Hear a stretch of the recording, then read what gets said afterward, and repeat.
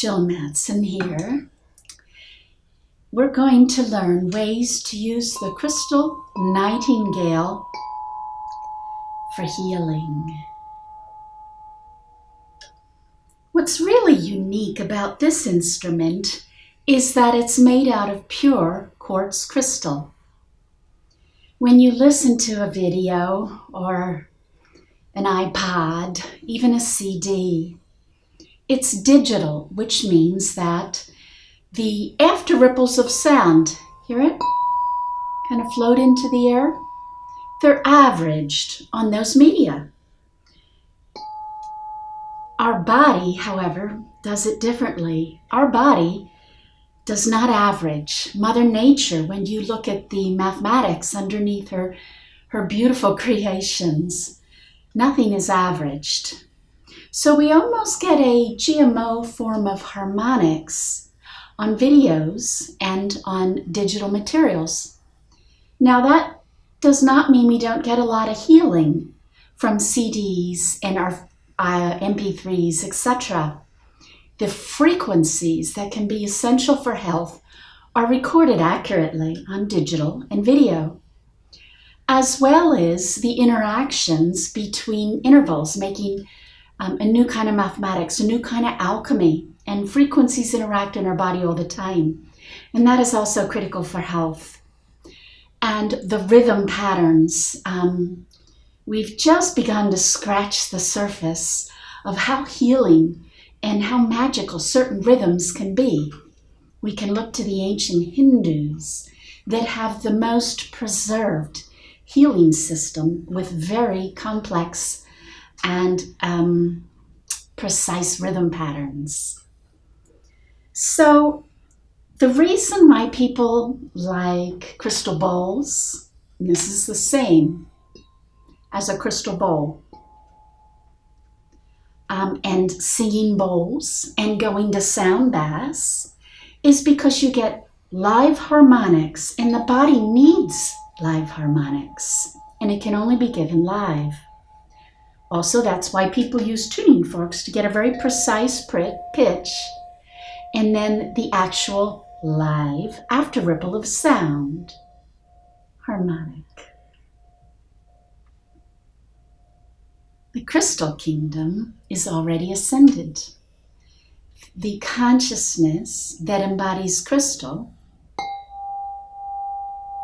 is so pure you can almost feel its harmony, its higher dimensional energy. Everything in our world is conscious, everything. And when you tie into something with high consciousness, you slowly start to absorb it. That's why people love to go to sacred sites where very highly evolved people have been. It's as if their love and their higher consciousness is like flower petals, and they've flown into the air and dropped into the ground. And now they radiate from the earth. So we like sacred spaces. That's why listening to crystal is so good for us. It lifts us up into the fifth dimension. In this video, we're going to use our crystal nightingale to tune our spine. Let's just talk a little bit about the spine. Each vertebrae is connected to nerves that are connected to different things in your body.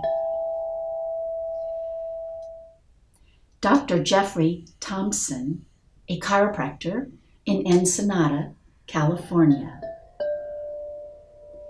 did an experiment on tuning the vertebrae in your spine. With medical equipment, he was able to determine the exact frequency of an individual's vertebrae.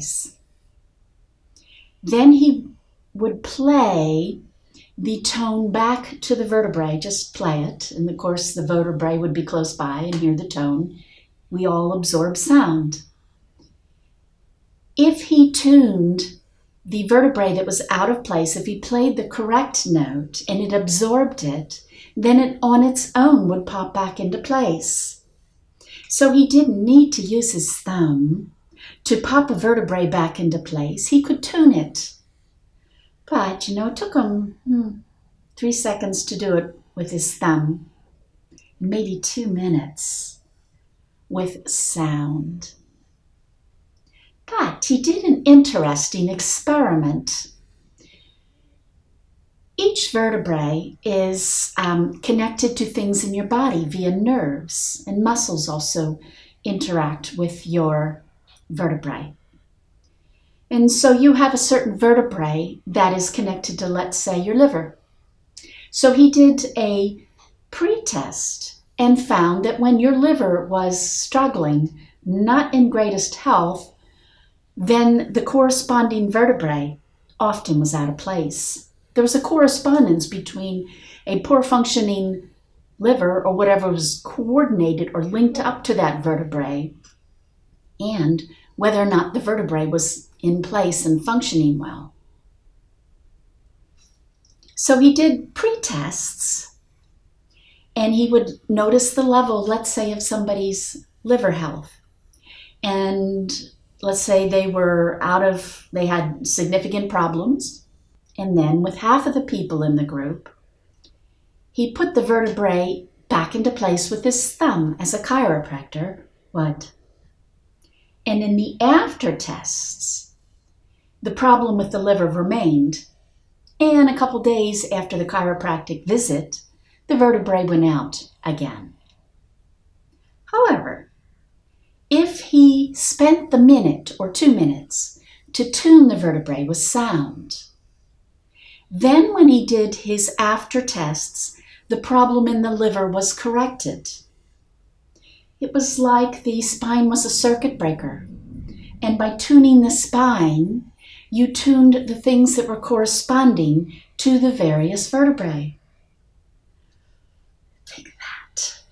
We can tune our spine, and then in turn, that creates the intonation for our body to heal itself on an incredible multitude of ways. I'm going to give you just a little brief summary of some of the things that you can do by tuning the vertebrae. In the attachments, you'll find charts so that you don't have to write down or memorize everything I'm saying, and there'll be more detail in the charts as well. And which vertebrae tune which things in our body. So we're going to use this beautiful crystal nightingale to tune our spines.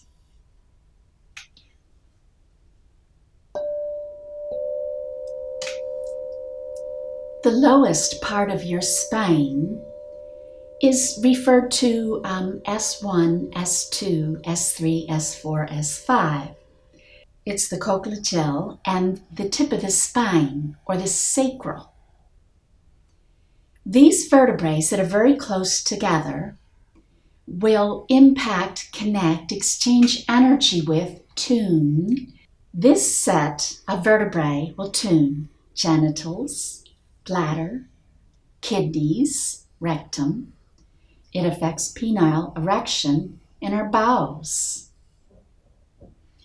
It is associated with the vertebrae known as S1, S2, S3, S4, S5. As we move up from the tip of our tailbone, we come into the lumbar section of our spine. This section affects hips, quadriceps, hamstrings, our feet. And the individual's vertebrae are matched up in the chart, along with emotions and other body processes.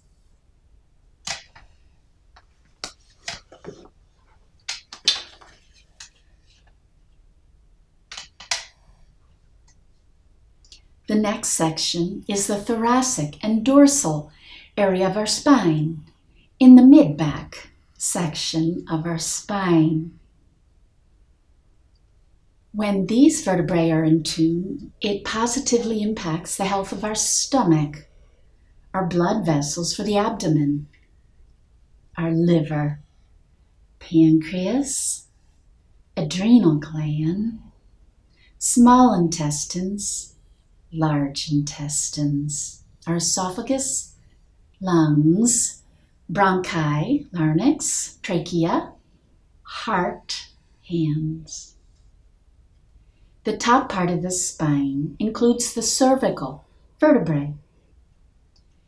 These vertebrae impact our eyes, tear gland, nose, our mucous membrane, our mouth glands, salivary glands, throat glands, heart, neck and shoulder muscles, wrist, fingers, diaphragm.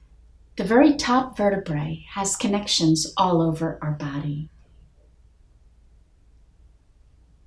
Now, we're going to learn how to use these tones, which vertebrae correspond to which emotional issues and which physical issues that we wish to tune up. In terms of techniques, energy is exchanged on the same frequency. So anything of this tone in our body will resonate with this and will also absorb the beautiful harmonic. But we're going to use a technique that I learned from Isis in the Egyptian mysteries. That is, that she says that we're all intuitive. No one's special in channels. We all have all psychic abilities. A lot of it is simply that we need to trust our own intuition and just go with whatever we feel like, or just kind of maybe go to a daydreamy state and let it happen. Everybody's heart or muscles and bones are generally the same frequency. So what tunes your bone tunes my bone. There could be little tiny variations. We are only using 7 notes, and there's more pitch variations in our spine. So we're going to use this technique from Isis temples. We're going to sound the note, and then we're going to sing along with it.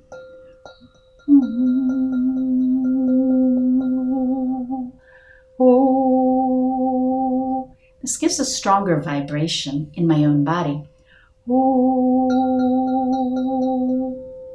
And given there could be variations, I'm going to take my voice and kind of bracket it. I'm going to go a little up and a little down.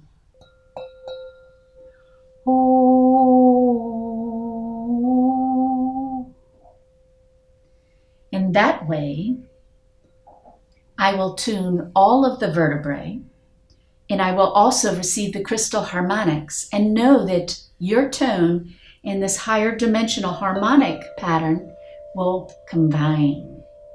So this is going to be a very powerful way to get high frequencies into our spine, into the far reaches of our body. Okay, here's the exercise.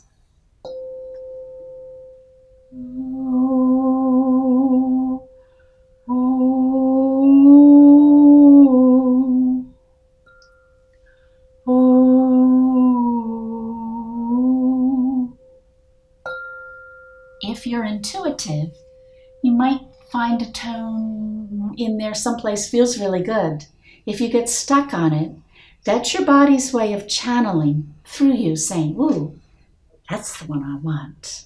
And keep singing the new tone. Okay, let's go up to the next one. So that was the musical note C. Now we're on to the musical note D.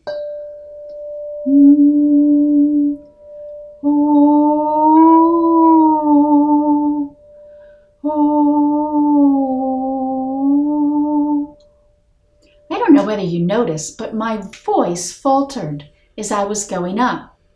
If I don't have a particular frequency in my body, which would signify a health issue, my voice is going to falter. If I don't have the frequency in my body, it's not going to be reflected in my voice. So whenever you find your voice cracks or gets thin, keep repeating it. Ooh, ooh.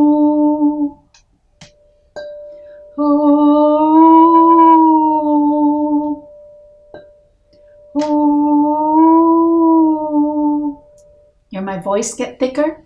That's because I needed to absorb some of that tone. Okay, ready for the next one?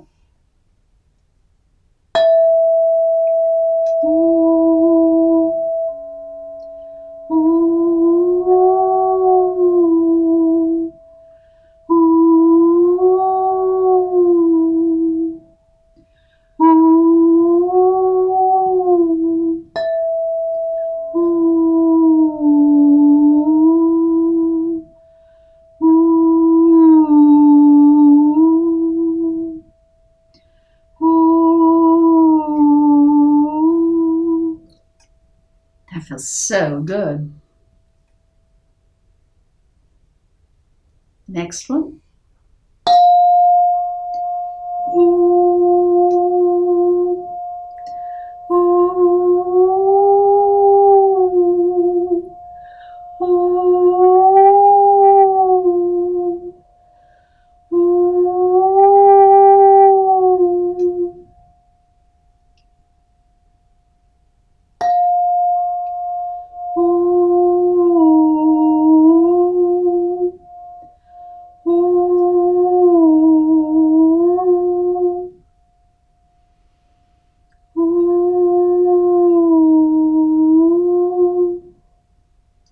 Energy follows your intent. While I'm doing this, I'm imagining the energy going up and down my spine. Clearing your spine in a method like this helps the Kundalini energy rise in your spine in a healthy, natural way. Okay, next one.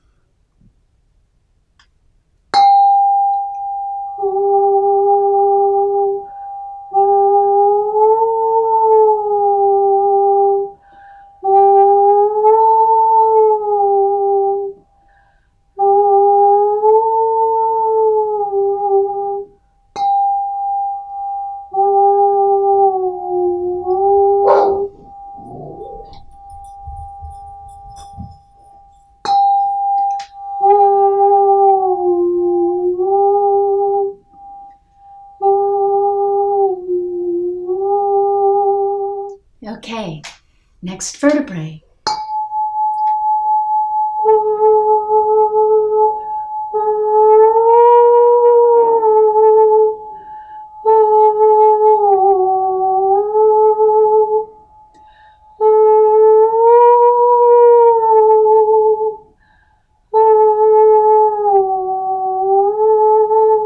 And any time, again, your voice falters or sounds thin or cracky, there's where you need to work a little more. As we climb to the higher tones, some of you might have troubles reaching it. Energy will be shared on the same frequency, but it'll also be shared on the same frequency, higher or lower. So if you want to go to a lower pitch, that's fine, and the energy will arrive in the place that your body needs it. Okay. On to the next one.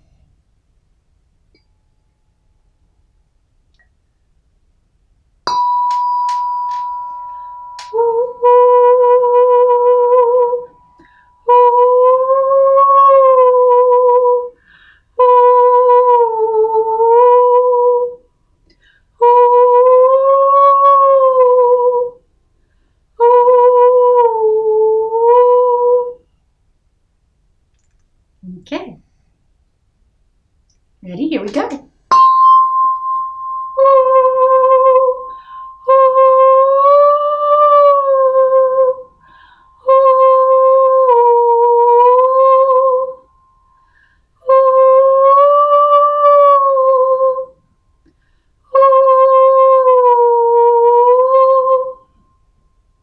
Now, nobody needs to have a great singing voice to do this. It doesn't matter about the quality of your voice, but you do want to keep doing the exercise. If your voice cracks or if you have trouble with the range, you'll find that you'll begin to attune your body and feel much more alive and healthy by easily be able to achieve all the musical notes in the scale with your voice. So happy spine tuning on yourself and others.